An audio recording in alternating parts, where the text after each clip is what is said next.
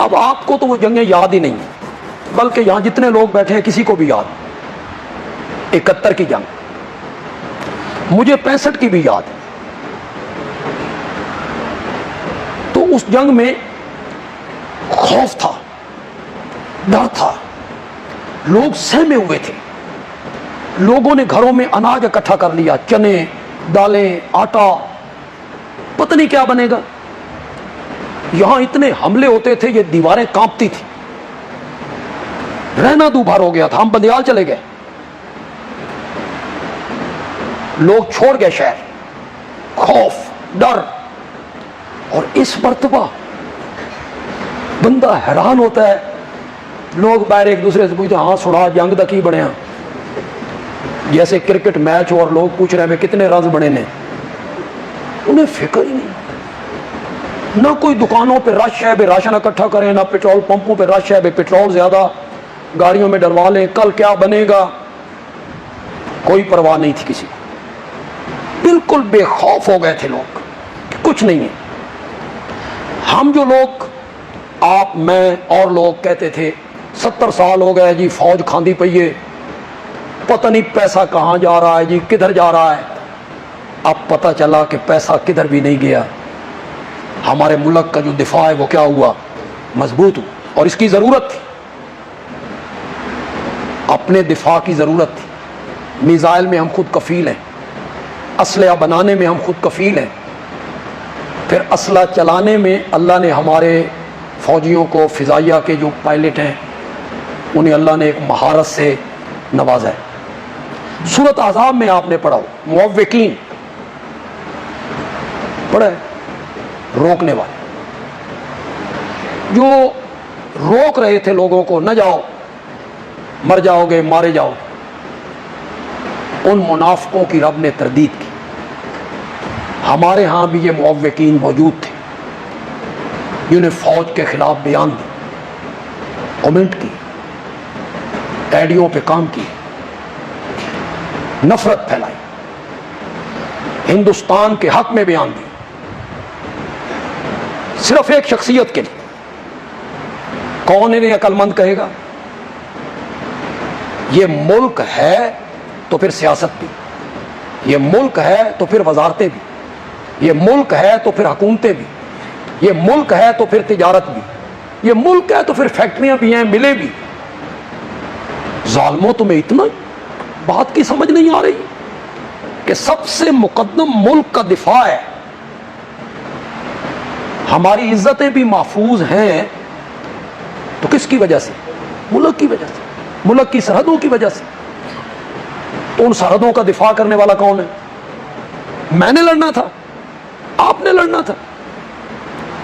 دفاع تو افواج پاکستان نے کرنا ہے نا، اور پھر افواج پاکستان میں چند لوگوں سے اگر آپ کا اختلاف ہے تو باقی جو فوج ہے اس سے آپ کا کیا اختلاف ہے؟ وہ جو عام فوجی ہے جو رات کو جاگ رہا ہے، بھوک برداشت کر رہا ہے، دھکے کھا رہا ہے، توپوں کے آگے، گولوں کے آگے کھڑا ہے، اپنی جان پیش کر رہا ہے، یہاں دستخط کر کے جاتا ہے، ان سے دستخط لیے جاتے ہیں موت کے پروانے پر، وہ موت کے پروانے پہ دستخط کر کے جاتے ہیں۔ وہ سوشل میڈیا میں آ کے اپنی ماں کو پیغام دے رہا ہے کہ میرے مرنے پہ رونا نہیں، میں شہادت چاہتا ہوں۔ تو پوری قوم کو اس موقع پر، اور جب بھی ضرورت پڑے پوری قوم کو فوج کی پشت پہ کھڑا ہونا پڑے گا۔ اگر قوم فوج کی پشت پہ کھڑی نہیں ہوگی تو پھر فوج کمزور ہو جائے گی، اور فوج کمزور ہوگی تو ملک کی سرحدیں کمزور ہو جائیں گی، ملک کی سرحدیں کمزور ہو جائیں گی تو دشمن داخل ہو جائے گا، تمہارے گھروں میں داخل ہو جائے گا، تمہاری ماؤں، بہنوں، بیٹیوں کو اٹھا کے لے جائے، ان کی عزتوں سے کھیلے۔ تو ہماری فوج نے دیکھیں، ایک تو وہ اہل علم لوگ ہیں، بنیان مرصوص ہو، نام رکھنا ہی ان کے علم کی کیا ہے؟ دلیل کہ قرآن پہ نظر ہے۔ اور چلو یہ جتنے علماء بیٹھے آپ بھی اہل علم ہیں, آپ کے ذہن میں یہ نام تھا؟ کسی کے ذہن میں یہ نام ہو؟ ان کے ذہن میں نام ہے. پھر صبح کی نماز کے بعد فالمغیرات صبح, اس کے مطابق انہوں نے حملہ کیا. رات کی تاریکی میں حملہ نہیں کیا جس طرح ہندوستان نے کیا تھا, صبح کے اجالے میں حملہ کیا. اس سے پہلے ایک طویل دعا کی گئی, نماز پڑھی گئی, نماز کے بعد انہیں روانہ کیا. ایک ایسے آدمی کے بارے میں آپ کمنٹ کر رہے ہیں, اور پھر اس کمنٹ میں پوری فوج کو آپ اس کی لپیٹ میں لے رہے ہیں. آپ کو کون عقل مند کہے گا؟ اس میں جو ایران کا کردار ہے وہ انتہائی منفی کردار. انہوں نے تہران کے ایئرپورٹ پر ہندوستان کے جھنڈے لہرائے, ہندوستان زندہ باد کے نعرے لگائے. سن 1965 کی جنگ میں بھی ایران نے ہندوستان کا ساتھ دیا تھا. اس جنگ میں بھی ہمارا ساتھ نہیں دیا تھا انہوں نے. اس کے برعکس چین ایک بے دین ملک ہے, کسی مذہب کا قائل نہیں, لیکن وہ پوری طرح ہمارے ساتھ ہوتا ہے. ہمیں جس چیز کی ضرورت ہوتی ہے وہ مہیا کرتا ہے, وہ ہمارا دوست بنتا ہے. اس دفعہ بھی انہوں نے ہمارے ساتھ پورا ہمارا ساتھ دی. تو ہم سب کی یہ دلی دعا ہے, آپ اللہ کے راستے میں, صحیح اللہ کے راستے میں, آپ طالب علم, وہ جو اللہ کے راستے میں سفر کرنا ہوتا ہے اس کے صحیح مصداق آپ لوگ.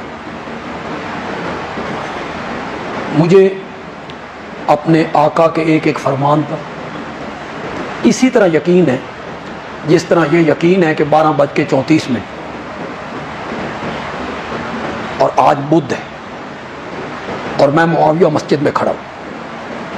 اس سے بھی کہیں زیادہ مجھے اپنے آقا کے ارشادات پر یقین. میرے آقا نے فرمایا طلب دین کے لیے جو آدمی اپنے گھر سے باہر نکلتا ہے ملائکہ اس کے قدموں کے نیچے پر بچھاتے ہیں.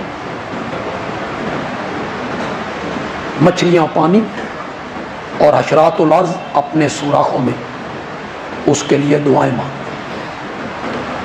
آپ اس کے صحیح مصداق ہیں کہ آپ طلب دین کے لیے نکلے. مجھے اس کا احساس ہے کہ آپ اپنی دعاؤں میں اس ملک کی سالمیت کے لیے, استحکام کے لیے, اپنی ہر دعا میں اس کو یاد رکھا کریں. اللہ ہمارے ملک کو سالمیت عطا فرمائے. یہی میری دعا ہے, اسی پر اختتام کر دیں گے.